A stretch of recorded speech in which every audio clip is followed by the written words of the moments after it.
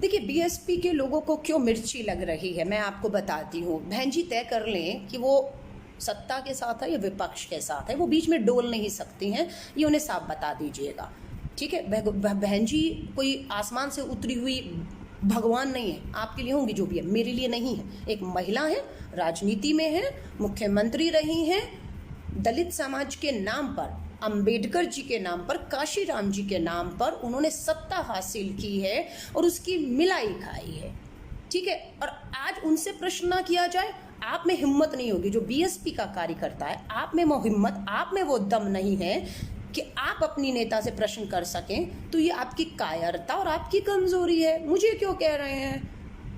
अगर कांग्रेस को विपक्ष में देखते हुए कांग्रेस और कांग्रेस के नेताओं से बहन जी प्रश्न करेंगी, तो कांग्रेस का कार्यकर्ता तो बहन जी को आईना दिखाएंगे ही दिखाएंगे। लेकिन जो ये दलित कार्ड खेल रही है ना, उन्हें कहिए ये कार्ड खेलना बंद कर दीजिए। हम लोग अंबेडकर जी का, अलका लांबा तो कम से कम अंबेडकर जी का बेहद सम्मान करती हैं। भाजपा संघ के खिलाफ जब हिंदू सिविल कोड एक्ट लाया गया था, नेहरू जी चाहते थे कि अंबेडकर उसको लाएं, क्योंकि उसमें महिलाओं के साथ, हिंदू महिलाओं के साथ जो अत्याचार होते थे उसे वो खत्म करना चाहते थे, उस कानून से बदलना चाहते थे। इसलिए अंबेडकर जी का सम्मान सबसे ऊपर है मेरी आंखों में। काशीराम जी का संघर्ष मेरे सामने, बहन मायावती जी का संघर्ष, ब्लैक एंड व्हाइट फोटो लाते हैं वो 40 साल पहली। अरे सत्ता के लिए संघर्ष तो हर कोई करता है, मोदी जी ने भी किया है। सत्ता के लिए कौन संघर्ष नहीं किया? केजरीवाल ने भी सड़कों पर घिसटवाया अपने आप को। सत्ता के लिए संघर्ष तो हर कोई करता है। सत्ता में आने के बाद, सत्ता में पहुंचने के बाद, सत्ता हासिल करने के बाद क्या वही संघर्ष आपका गरीब, मजदूर, किसान, बेरोजगार युवा, आम आदमी के लिए जारी रहता है? नहीं। आप अपनी सत्ता के महलों में कैद होकर रह जाते हैं, जो बहन जी भी कैद हो गई। उन्हें निकालिए उस सत्ता के महलों से, उन्हें दिखाइए गरीब, दलित, मजदूर के पांव के छालों को दिखाइए बहन जी को।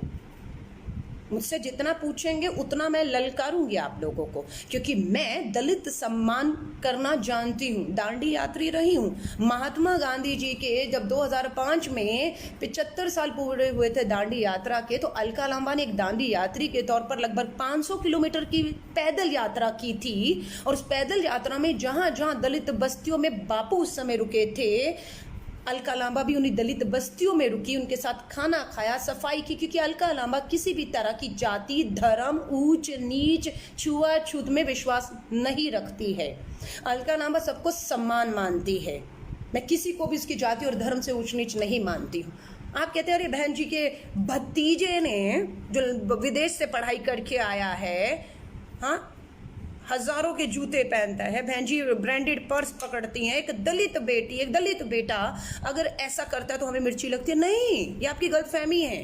हमें मिर्ची तब लगती है, दुख तब होता है जब ये जो दलितों के नाम से नेता बनकर सत्ता में आकर मिलाई खा रहे हैं, और नीचे का जो बेचारा दलित है वो आज भी शोषित है, आज भी पीड़ित है, आज भी उसके लिए आवाज़ उठाने वाले महलों में बंद हो गए हैं, इसलिए उनके खिलाफ आवाज़ उठाते हैं। अगर यही सूड, यही लंदन से पढ़ाई करके उत्तर प्रदेश का दलित परिवार का बच्चे पढ़ कर आ रहे होते, उनके जिंदगियां भी इतनी बेहतर होती, आज वो मजदूरों की तरह इस तरह से शोषित ना होते, उनकी बेटियों के साथ इस तरह से अन्याय ना हो रहा होता, तो हमें खुशी होती। लेकिन आज हो रहा और बहन जी चुप है। बहन जी ने नेता भी किसे चुना है? अगर दलित बीएसपी के ही किसी उस युवा को चुना होता जिसने इस बीएसपी की पार्टी और झंडे को खड़ा करने के लिए, अंबेडकर की सोच को आगे ले जाने के लिए अपनी अपनी अपनी अपनी पीठ पे लाठियां खाई हैं, अलका लांबा को खुशी होती, अलका लांबा सलाम करती उस बीएसपी के कार्यकर्ता को। लेकिन बहन जी ने किसको चुना? विदेश से पढ़कर आए लाखों के सूट बूट वाले, जिसको अभी तक आप संघर्ष करते हुए नहीं देख रहे। पूरा उत्तर प्रदेश मजदूर, दलित अत्याचार हो रहे हैं, कहीं आपने देखा उनके साथ? नहीं देखा होगा। लेकिन नेता बीएसपी का बहन जी के बाद अगर कोई बनेगा तो वही बनेगा। राहुल गांधी जी को कम से कम, और प्रियंका गांधी जी कोई सांसद नहीं है, कोई विधायक नहीं है, कोई मंत्री नहीं है, कोई राज्यपाल नहीं है, कोई सांसद, कुछ नहीं है।